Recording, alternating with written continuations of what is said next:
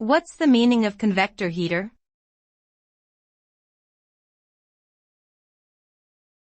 Convector heater.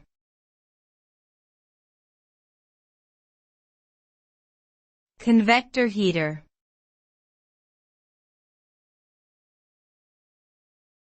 Convector heater.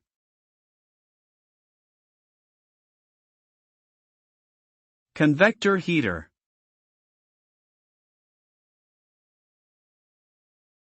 A convector heater is a type of electric heater that works by heating up the air in a room and then circulating it using convection currents. The heater has heating elements that warm up the air as it passes through. The hot air rises, creating a vertical flow, and then circulates around the room as it cools.